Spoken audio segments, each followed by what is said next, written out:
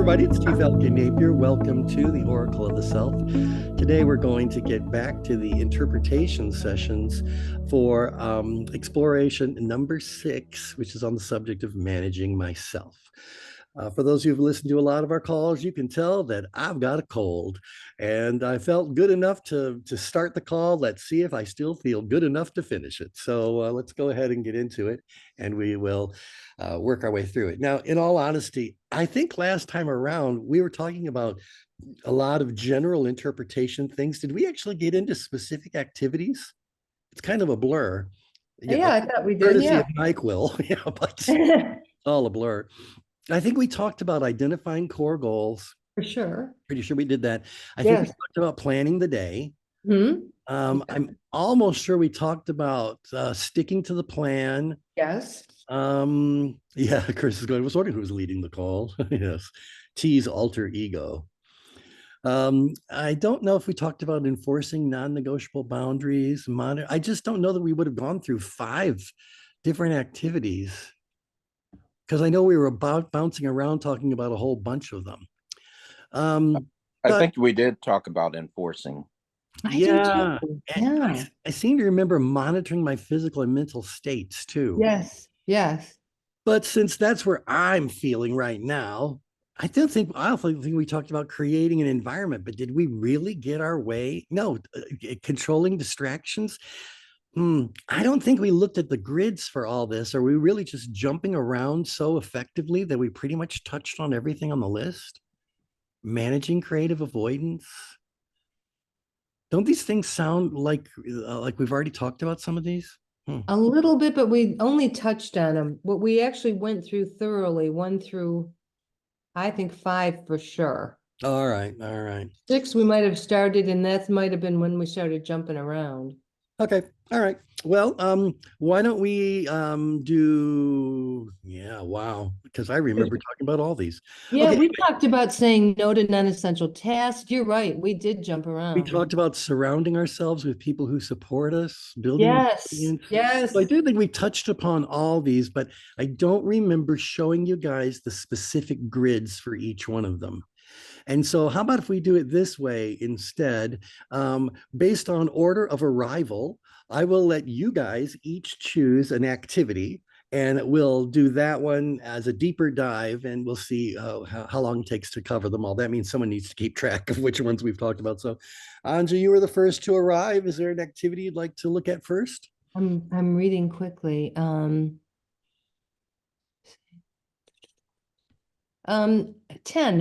10. Okay, great. So let's go ahead and look at that, and we'll look at everybody. Oh, I know what we did last time. We were looking at certain people's grids instead of the activity grids. So I probably end up saying a whole lot of stuff I would be saying when it comes to these. But let's take a look at this one. This activity, again, is about managing the expectations and responsibilities that I place upon myself. Now, again, the diamond is a reflection of the desired location on the change grid. In this particular case, we would want someone to be plotting as a driven, amiable driver. Let me change the background image so you guys can see where that's coming from. I do hope that as you guys work your way through more and more of these Oracle of the Self experiences, that you are getting more and more comfortable getting a sense of what the grid is telling you at first glance. And one of the layers we use extensively is this idea about the relative energies that we might feel around something. And so let's think about this when it comes to, let's go back to the activity, use it as stated, managing the expectations and responsibilities I place upon myself.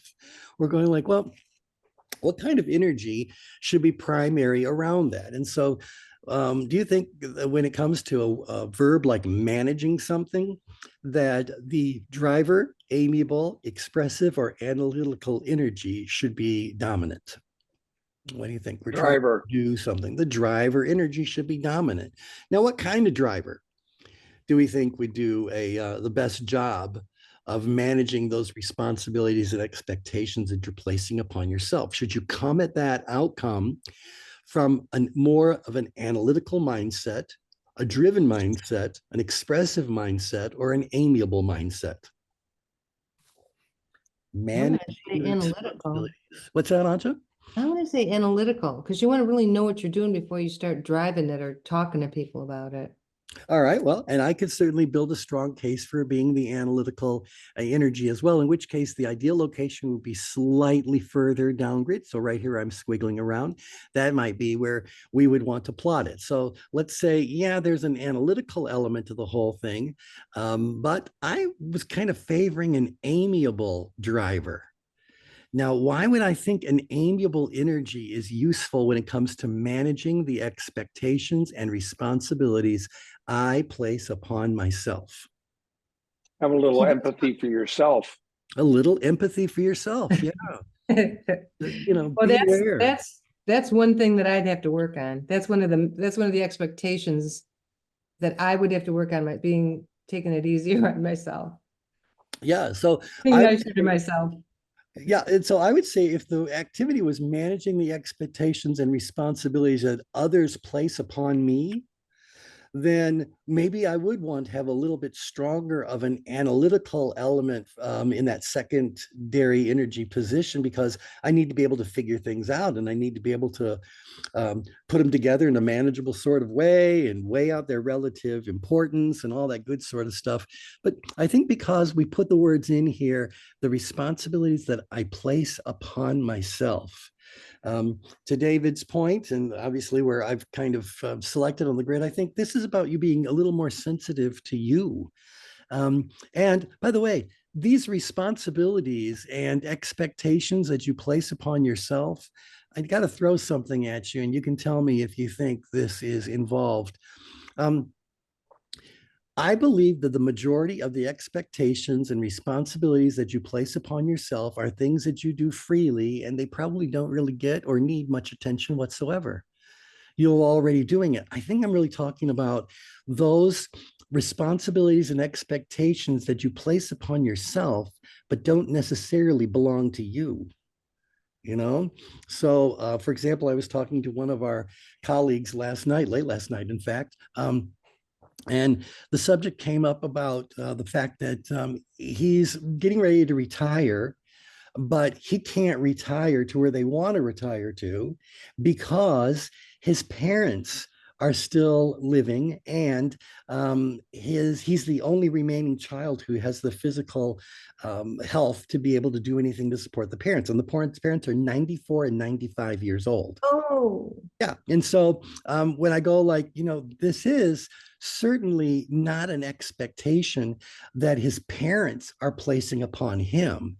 It's a responsibility and expectation that he is, as a good son, as what we would hope a person would do. He's rising to the occasion. He's doing what needs to be done. And so, yes, he is putting these responsibilities and expectations upon himself. But what's driving him to put those responsibilities on himself? I hear an amiable energy in that. It's about caring for people. It's about putting other people's needs first, etc. So, no one needs to do time management on something that you love doing anyway, right? I mean, you're going to get it done because you want to. And so it's really, when we're talking about time management or energy management, it usually is about those activities that are on the fence, or you might not be excited about at all. The stuff that you're totally aligned with. I mean, you guys tell me, do you need to do serious time and energy management on things you are truly passionate about? well, other than overdoing it, spending too much time on it. Right. Yeah. Right. Yep. And that's kind of a different sort of an issue where now you're, what I'm going to say, sacrificing other things that need to be done, or you're doing creative avoidance. Maybe that's where that one would fall into when we look at that particular activity. But by and large, I've never felt like I need to harp on people about time management when it comes to something they've freely chosen to do and are eager to do it. If anything, they just want us to shut up and let them go and do it. Exactly. Yeah, I think that connects to our conversation last week when we were talking about the model on value versus effort. And so, if you're looking at something that you're passionate about, I think that exercise is helpful.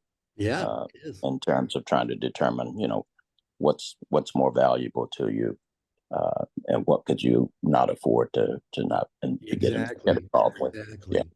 And now, Right. for those of you who weren't on that call, we were talking about it's a little management tool that basically asks you to evaluate something across two dimensions. Their two dimensions are the perceived importance of doing it. Wait, was that it?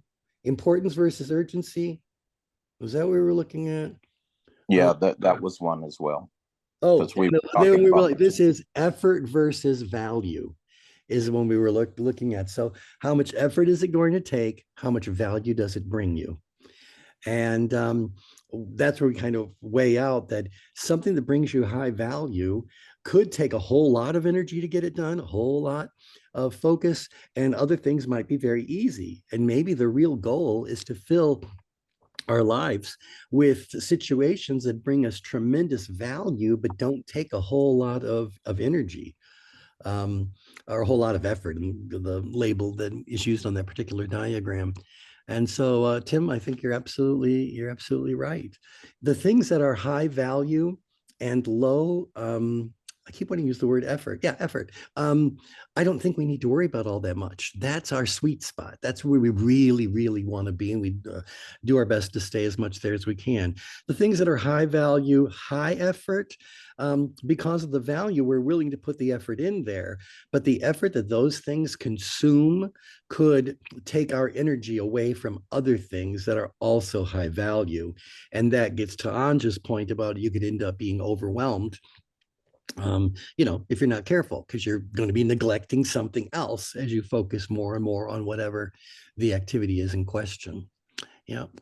So, anywho, I thought, I think an amiable driver would do a really good job of keeping their own channels as clean as they can, being very thoughtful about what they are committing to doing and who they're committing to do it for. Now, I added a tertiary energy. And for those of you that are listening to these recordings and you're not used to all this lingo that we're using, just know it's all readily available to you. You listen to enough of these calls, I promise you're just going to absorb it. And there are more direct ways for you to get the insights we're looking for, and that's all up online. It's all YouTube videos. You can watch to your heart's content. But I promise you, if you just kind of listen in on the conversations, the pieces do fall in place, and I think they do it rather quickly. So I think a driven, amiable driver, because the most important thing in this whole activity is managing. What are we managing? The expectations and responsibilities I place upon myself. I need to do this. I need to get this done. I need to be effective at this particular task. And that's why I like that next dose of driver. Pardon me. However, to Anja's observation earlier on, there's no reason why I couldn't say, well, that third energy should be analytical, in which case it would just be dropped down one little point from where that triangle is, or rather the diamond is, to right there underneath that V. So it's still in the same neighborhood, but it would add a little bit more of an analytical element to the whole thing. And I would have no issues about that at all. I think that's nice and solid. Yeah. Questions, comments? All right. So now you know where the average is. The average is the triangle, and is almost always the case. The triangle is really not representative of most people in the population. We're scattered all over the place. Look at this. I mean, I'm F. Look where I'm at. I'm way up here, way up here. But that being said, people are scattered all over. So we really don't care all that much about average plottings when we have a small population.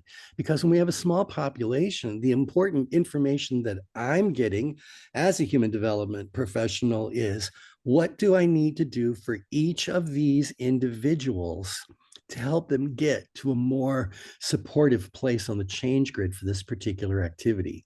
And so if we have a large population, and again, we've done populations of 1,000+ people, well, you really can't get into the individuals. You have to think about, what can I do at the organizational level to have the maximum possible impact on the greatest number of people? In that particular case, the average plotting does have meaning and value. So Okay. Yeah. All that said, Looks like you and Brian should get together and work on it in tandem. yeah, because what Brian seems to have very much mastered. Look where he is. He's saying his ability is an 11 and the challenge is 5. That mathematical ratio means something. He's got more than twice the ability the challenge at hand requires. Yeah. And so he knows his stuff. He knows his stuff. And look what he's saying. It's not that big of a task. He rated the size of it as only moderate. He's also the only one in the whole population that rated the importance as only moderate. And so meanwhile, I'm way up here. Forget expressive. Let's look at danger zones. I am clearly inside of the upgrade danger zone. And so, what happens up here, if you look at your cheat sheet on all the different levels of productive tension, you'll know this is all way up in stress. So, I'm not going to switch to that background. Well, I guess I am. Here you go. So, obviously, I'm way up, solidly up there in stress. Then, when you're up in stress, lots of things get impacted. So, the biggest one is that reasoning abilities can either be logically ruled or emotionally ruled. So, are you figuring things out by looking at all the facts and figures and doing some good logic, or are you going with whatever your gut level feelings, instincts, intuitions, etc., telling you all about? Which of those two do you think is likely to be front and center when it comes to being up in stress? Is that where logic lives, or is that where emotion rules? No, emotion rules. Emotion rules. Emotion rules. And so, if I am figuring something out, and I'm not looking at all the logic, the facts, the figures, etc. If I'm only going with how I feel, do you guys think that feelings left unexplored and unaddressed are likely to grow, to magnify, or are they likely to shrink, to diminish? Grow. They're likely to grow. And so the stress that I'm feeling is likely to go higher unless some sort of intervention happens, And sometimes, by the way, intervention can certainly happen with people and these kinds of resources. But sometimes intervention happens through perhaps a gross pattern interrupt. I don't know if you guys have studied that in any of your education, but a gross pattern interrupt is something that happens that is sudden, unforeseen, and unexpected, that immediately grabs all of your attention. And in the act of grabbing all of your attention, it renders everything else on the border of silly. And so it puts it in the back burner. And so people can have their underwear in a bunch about whatever it is that's going on. They can be all upgrade they want to be. But if then they find out that someone that they really care about has been injured or has a serious illness or whatever, it's amazing how suddenly this thing that was their focus is no longer worth the energy at that point in time. I'm not suggesting it's not going to reappear later, but at least in that moment, their attention is going to be redirected towards whatever is causing them more tension at that particular point in time. So a gross pattern interrupts. And it just comes along and says, you don't have time for that today. Today you're going to be doing this. I think that's a notable area because what we don't always know from one person to the next, particularly when they're in that danger zone of stress, is what's the breaking point. Yep. And when that individual reaches the breaking point, oftentimes a decision is made. And to your earlier point, it may be irrational, but they wind up making a decision which could be, walking away from a job, walking away from a relationship. You just don't always know what that individual's breaking point is under stress. Right, exactly. And I think we see that play out in a lot of television shows we might be watching. Lately, Linda and I have been watching the first season of The Lincoln Lawyer. Are you guys familiar with The Lincoln Lawyer? I think we saw a few episodes of it. Yeah, it was a movie originally with Matthew McConaughey, but then it became a TV series. And first, right? A Patterson book, I think. It's definitely based on the series of books, and I think that the stories that are being told at least somewhat align with the stories being told in the book series. But there's some things that they've added, fleshed out as someone who's writing a screenplay. is apt to do. But nevertheless, there is an undercurrent in a couple of the characters of recovery from addiction. So one of them had an injury, and that injury ended up them becoming addicted to painkillers. And the other one was addicted to fentanyl. Fentanyl became too pricey for them to get. And so they ended up going to heroin instead, which was more readily available and less expensive and whatever. But they are both now as recovered as someone who's dealing with that kind of thing, I think would hope to achieve. You know, I mean, they understand that this addiction is part of their reality for the rest of forever. But they have recovered to the point that they are now in charge, if you will, of whatever that is. Well, during this series, a couple of situations arise where they're being tested. And that's getting to the point that I think that that resonates with what Tim was saying there. It's like sooner or later something's going to come along and it's going to put you to the test, and you've got to decide: is it right now? Which is going to be more powerful? Am I going to move in direction A? Am I going to move more in direction B? And the further upgrade you are, what do you think that happens to your ability to do the right thing? Who's more likely to move? What's that now? It diminishes. Great. It diminishes, right? If you think about who's likely to relapse in any kind of an addictive sort of a situation, and I think this holds true for things that really aren't usually recognized as addictions. But if someone gets too stressed out, that's a very dangerous thing. For someone who is dealing with addiction, or if they're too far down grid and they're bored and they're depressed, and they don't have enough to really keep them engaged in a meaningful, purposeful kind of way, I can see how that could trigger somebody. I can see how started the addiction to start with. That might be the cause of very well, very well. I don't think anybody gets out of bed in the morning and says, "Today I'm going to become an addict." I think they get out of bed and life is happening, and somehow or another, something that was made available to them that seemed like it could help in the moment ends up carrying with it a whole different set of problems. And depending on what the addictive process or substance is, that could be something that's going to be life altering. So, or deadly, as the case may be. But most addictions people have aren't substance addictions. Most addictions are process addictions. So that means they're getting addicted to a particular behavior. And this is where like gambling addictions come into play, sexual addictions come into play. Or as I was going to say about people too far out grid, they can get addicted to competition, addicted to that thrill of winning. Adrenaline junkies. Yeah, this is it. They want the adrenaline, that'd be a little bit here, a little more upgrade, because they want that risk element in there, where this person who's purely in the outgrade danger zone is often that unstoppable, narcissistic, the world does, or the laws don't apply to them, the rules don't apply to them, this kind of thing, that's it. So there's a bravado that's involved in the whole thing. At least someone who's going to be what do you call those people that jump off of the side of a mountain wearing some kind of like flying squirrel? Hang gliders? No, hang gliders at least have got a thing above them, but these are the people that just jump.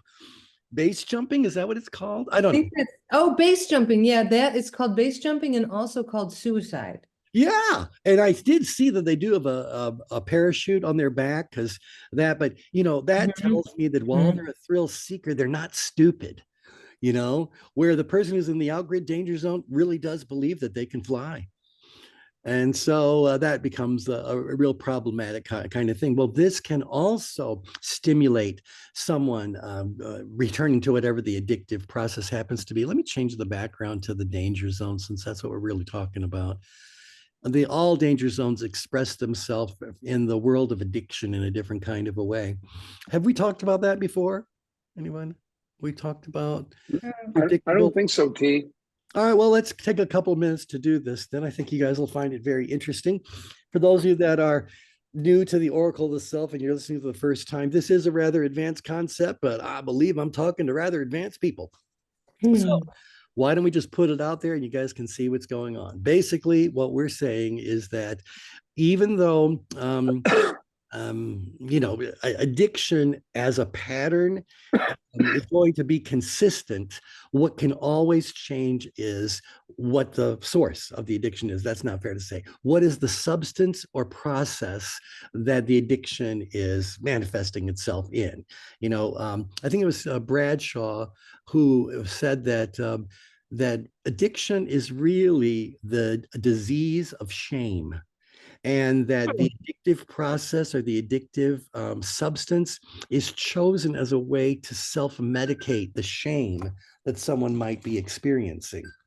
And so I think it's interesting to look at it from that way. So, for example, we can work our way around the change grid. And by the way, this little section of the program is something that we worked on many, many years ago, back when I was still living in Michigan. And I met this wonderful guy named Wayne Laviolette, and he was getting his PhD in some specific aspect of psychology, but he was very much interested in addiction. And he really liked the change grid. And he's the one who I first had conversations with about, depending on where you live on the change grid, it becomes very easy to predict what your alcohol of choice might be, what your drug of choice might be, and what your process of choice may be. Okay. So if we look at the outgrid danger zone, think about the person who's in the outgrid danger zone. They believe their ability is extremely high, and they're tackling challenges that are equally as high. These are people who at least envision themselves as being terrifically high achievers, in fact, so high that others can never reach them, sort of thing. So there's kind of a grandiosity here. There's kind of a whole mythos that the person is creating around themselves and projecting to the world around them. Well, if I talked about alcohol, what do you think these people would drink? Are they going to go out there and guzzle away on High-end bourbon, what's that? high-end bourbon. High-end anything, top shelf spirits. That's what they're all about. The more expensive, the better, because simultaneous with self-medicating is they're trying to impress people. So they got to keep that whole image up where it needs to be. And so they are very much likely to be going after the most expensive, highest quality, whatever it happens to be. But generally speaking, it's going to be high priced, top shelf liquors. All right. Now, if I am in the upgrid danger zone, now these are people who perceived low ability, high challenge. We know that up here, the expressive energy is top. Let's look at that for just a second. Let's look at energies. Out here, we had the driven driver. Up here, we got the expressive. What kinds of stuff do you think expressives want to drink? Mixed drinks? Mixed drinks, but Fruity stuff? go ahead. What was that? Like fruity stuff, Fruity stuff. Yeah. Talk to me about embellishments. Yeah, umbrellas. They want umbrella. Berries, olives, Right. extra olive juice. These are party people.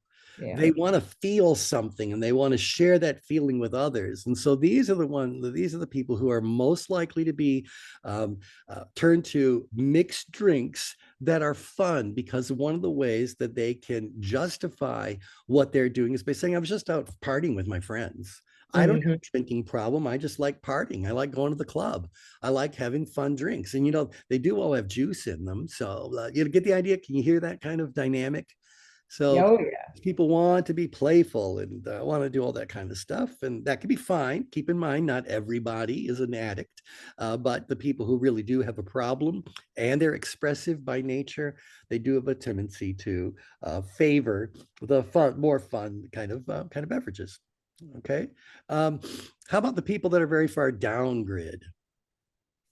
The analytical, the people that are deep down in apathy, figure they know whatever they need to know. They know plenty. They're doing just fine.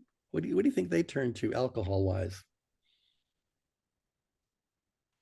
I'm thinking Jack Daniels. Jack Daniels. Interesting. I'm thinking wine. Wine. Okay. I would say wine might be down there. Jack Daniels, we're starting to move a little bit more up and out. So maybe the driven analytical would be going after a little bit more of the spirit, but there's still at least toning it down a little bit. It's slightly trendy. It's something that you grab onto, but it's not super expensive. It's sort of mid, Yeah.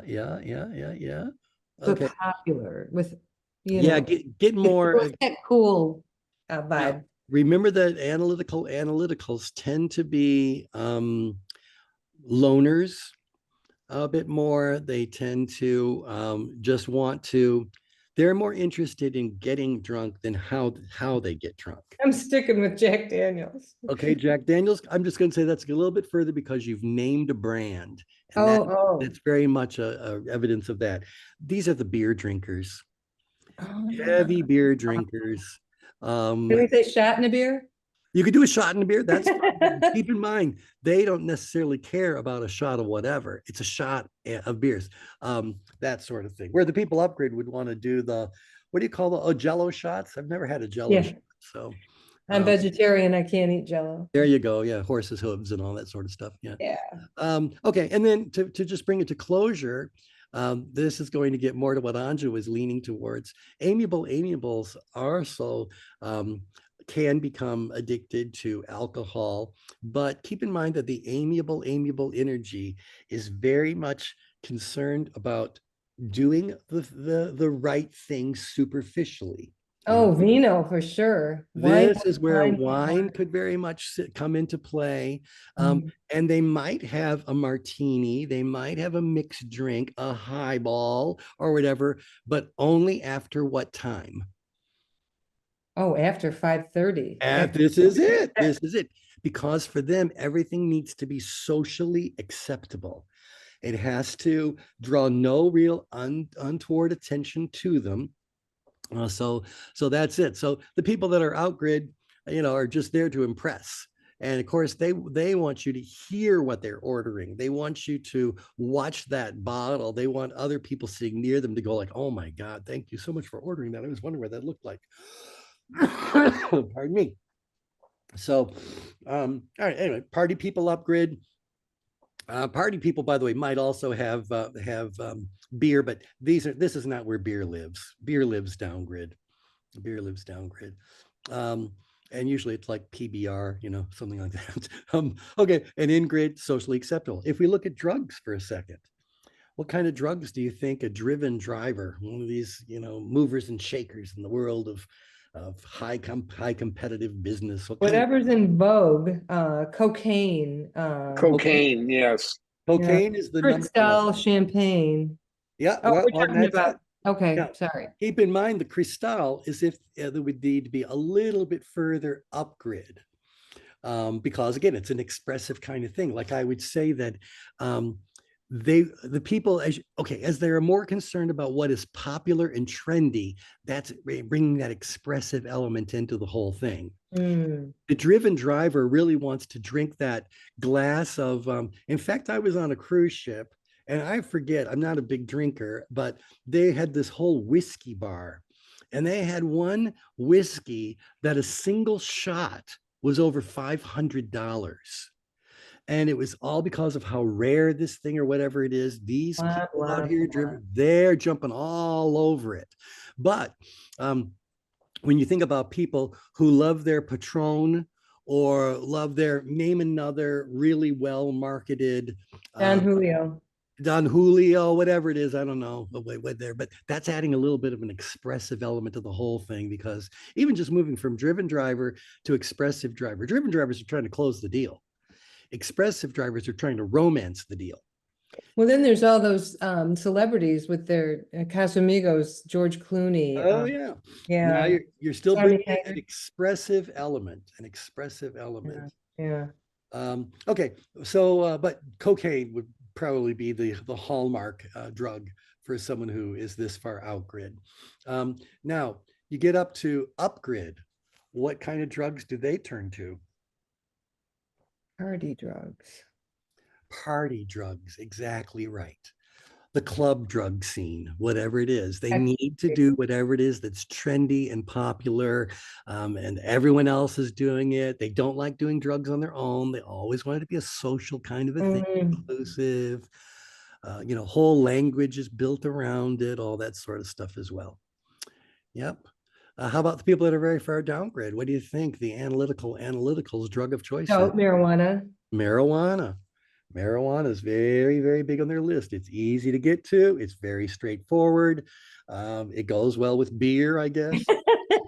So they tend to be more downgrade about the whole thing. Yeah.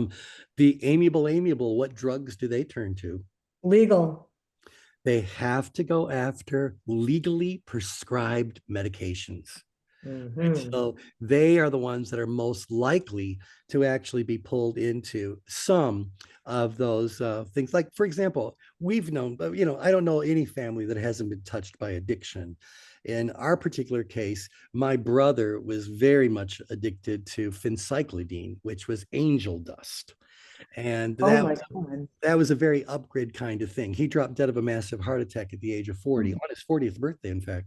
But that was his whole thing. Meanwhile, we have someone who is the ex-husband of our niece, and he had a really bad hand injury and ended up becoming addicted to oxy. And so at first it's all legally prescribed and it's all okay. But then suddenly, we find this all out after the fact. It's all okay until someone gets hurt. Yeah, well, he's going to multiple doctors' offices being treated for the exact same thing. And somehow or another, they weren't catching on to the fact that multiple doctors were giving him the same prescription. They didn't, that for whatever reason didn't click. I can only hope the database is more effective now than it was long ago. But Well, and doctors are more aware too. I mean, they are more aware, but at a certain point in time, whatever amount the doctor might legally prescribe to you is insufficient to give you whatever the feeling you're looking for, the escape you're looking for. And so then things start to spill out onto street availability. And he ended up burning through the entire family's resources. So it was really terrible. Everyone's fine now, he's fine now. So, we can only wish him all the best. But nevertheless, it starts off because it seems innocent enough. And then that innocence ends up morphing. And he never wanted to become an addict. I don't think anybody wants to be an addict. But at a certain point in time, they get kind of sucked into it. And then we got a whole different dynamic to play with. Okay. So So anyway, amiable, everything has to be socially acceptable. Now, let's look at one other thing, and that is the processes that someone gets addicted to. So these are any normal, even positive, desirable behavior taken to an extreme. Can become an addictive process. And I already talked about gambling. Well, do you think the gamblers are outgrid, upgrid, downgrid, or ingrid? Oh, definitely out. Medium. They're medium. They're driven drivers. They may very well be driven drivers, but what gambling games do you think they're likely going to play? So step into a casino. Where am I going to find my driven drivers? At the blackjack table, poker rooms.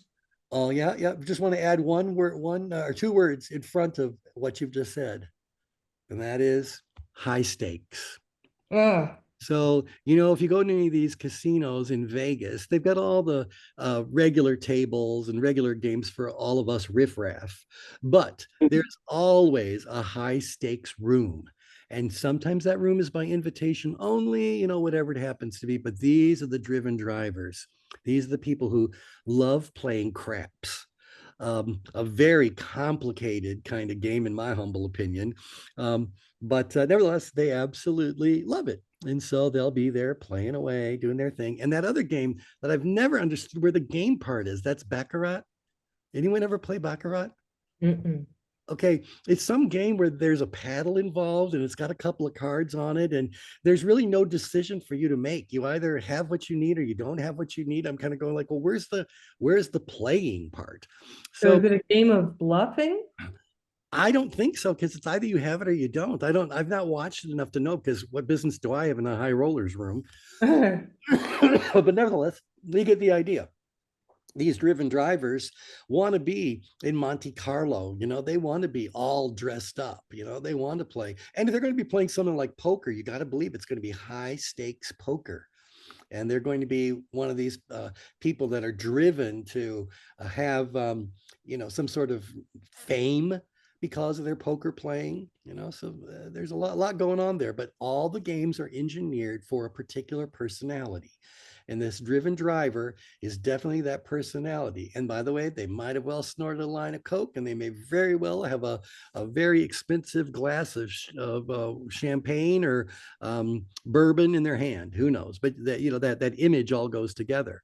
We talk about now, by the way, they're also addicted to other processes. What other processes do you think a driven driver is likely to get addicted to? Things of control. Yeah, you're getting there. Right. And probably the next biggest one is sex. But for them, it's all about conquering. It's not about anything having to do with, romance or whatever the case may be. They're just trying to do it. Interesting, because I was wondering if sex addiction would be someone who's more of a partier, but that seems more serious. Yeah. Who do you think these driven drivers are targeting? Partiers. Right, because who do these partiers want to elbow up against? High stakes dudes. Right, because who's paying the bill? Who's the one who's getting bottle service at the club? Yeah. The driven drivers are doing all the bottle service kind of stuff. They are attracting party people, expressives getting on there. So the games the expressive might get addicted to are any game the driven driver is playing, as long as the driven driver is also paying for whatever happens to be going on. So there needs to be a thrill to the whole thing. I will say to you that expressives are also very interested in races. So anything like a horse race, a car race, because it's thrilling. And they like to be in that thrilling, upgrade, exciting kind of place. Okay. Interesting. People that are amiables, these are our slot machine people. So, because again, it's socially acceptable, it's easy to do. They don't need to be exposing themselves to other, people's judgment or all that. They've got their own little world in front of their own little machine, and they're just, feeding it tokens or credits nonstop. Do you think a driven driver is going to play a roulette wheel, or rather the slot machine, unless the the jackpot is up to millions? It's not what's attracted to them. It just put enough of a spotlight on them. Analyticals are our poker players, blackjack in particular. It's easy enough to do.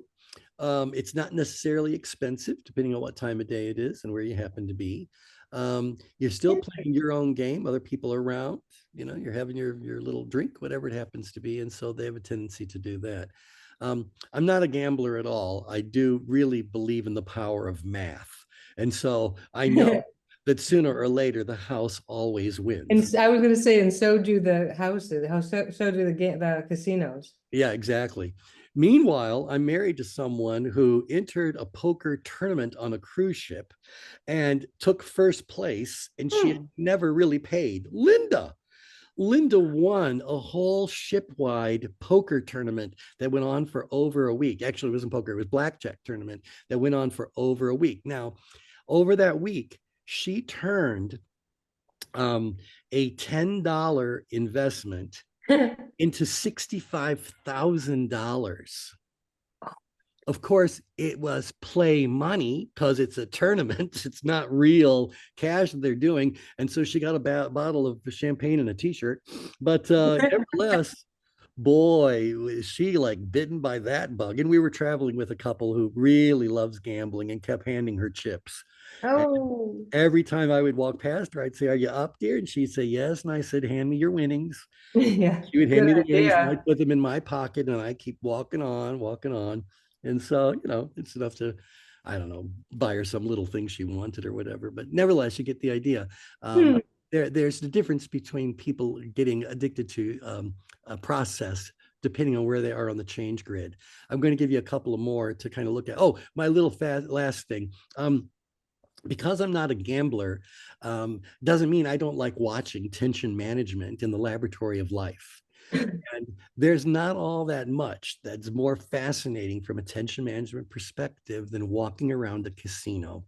And my absolute favorite game to watch is roulette, because Hmm. it seems like there's no other game, maybe craps, where so many people lose so much money so quickly. And so it's just fascinating for me to watch them, doing their little thing and the wheel is spinning and all that. It's all, a good casino is expert tension management. Okay. Now, a couple other things people get addicted to. People get addicted to shopping. You want to throw out, who do you think's most likely to get addicted to shopping? Outgrid, upgrade, downgrade, ingrid. Who's our shopper? Socially acceptable, party people? Yeah, these are the people who are really out there shopping or whatever. And the other thing are people that are very far in grid. The difference is that boutique shopping is up grid and home shopping network is in grid. Man, It's you got are nailing people that I know. I mean, just nailing them. yeah. And so that, people are patterns. And if we really just look at the patterns, it's amazing how consistent those patterns become. Yeah, it is. I'm shocked, really. Yep. Analyticals don't want to go shopping at all if they don't have to. By the way, it's because they're addicted to video games. Think about that. They're able to have social connection these days because, they go online to one of these mass multiple player games. So they've got their little teams. There's some conversation, but there's no real connection beyond what that game is really offering them. But they're very happy to do that. Beer close by, bong close by. They're very happy to be playing their video games. Now, certain video game players are at the very top of that field. Those people are more likely to be driven drivers because they know they can't afford to be drunk or stoned when they're in a competition for one of these games. They are playing for millions of dollars when it comes to that sort of thing. Those are the driven driver sorts of people that are, really out there with that level of skill to tackle that level of complexity. How about religion? Now, I'm not talking about religion as far as someone's personal relationship with spirituality and all that. I'm talking about the people who get addicted to whatever that religious structure happens to be. Amiable. The amiables are far more likely to become addicted to going to church, to volunteering for church kinds of things, donating large amounts of money to church causes and things like that. And I'm not suggesting any of that is bad. I'm just saying, as Anja pointed out earlier on, sometimes very good, positive, wonderful things can escalate into being an addiction. And when they do, the people that are most likely to be addicted to that sort of thing are the amiables. And think about it, it's because an amiable perceives himself as having relatively low ability and tackling relatively low sorts of things. So they're in the world, but they're not out there as a mover and shaker. They're not out there seeking thrills. They don't feel the level of confidence that someone who's an analytical, who feels mastery, they don't feel these things. So inside of their world, they're looking for purpose, for mission, for meaning, all that sort of stuff, for people to recognize them and appreciate them and celebrate them in ways that otherwise aren't happening. And that is certainly one of the things that religion can provide. Unfortunately, it can provide it at a rather addictive level to certain people. Okay, thoughts about addiction on the change grid? Yeah. No, I can't wait to apply it. Can't wait. Yeah, and there's a lot more. I mean, really. Laboratory. Yeah, look, you can look at any drug, any activity, anything, and just say, if someone was really like working out is really good. But how many of you know people that are exercise addicts? Or they watch their diet, but they've become really kind of fanatical about it. And I'm not talking about just making a choice about what their eating style happens to be. I'm saying they're the ones that really get into all the minutia about God, this and this and this. And it's just kind of like, it's just food. And so we have someone that lives locally to us. And oh my gosh, every time you talk about anything, she's going to start citing all the insecticides that might be used and why it's doing this and how it's dangerous and why she's avoiding this and blah, blah, blah. And I just want to grab her by the shoulders, give her a shake and say, you are 88 years old. Oh, Eat what you damn well please. yeah. Something's gonna get you, man. Yeah, because obviously she's trying to go for longevity. But if my longer life is just going to Or be, maybe just make it seem that way. yeah. And if your life is just going to be occupied by being preoccupied, is It's that gonna really be life? long. You know? So yeah, so this is what's going on. Well, obviously we've digressed from the way we normally attack one of these Fascinating though. interpretation, but I do think it's an important thing to be looking at, particularly if I go to the activity list and I say, are any of these activities ones that people might actually get addicted to? And where would that be? So this idea like monitoring my physical and mental states, I could see how that could end up becoming a bit of an addiction. But if I view the change grid, I can see no one is in the danger zone. Yes, M and N are right on the border, but that's an ideal location. Well, not for this activity. That's really inside of the realm of locations we would say could very well be ideal for other things. So we don't have that energy. No one's too far down grid or up grid or anything like that. So, but I bring that up just to say that it may very well be when you're looking at an activity list, there's something that people do and they keep on doing and keep on doing it. Like I think people can become fanatical about sticking with their plan. And unfortunately, that robs them of being in the present moment. Yes. So maybe it's good, but can it be also be problematic? Wait, I didn't click on something.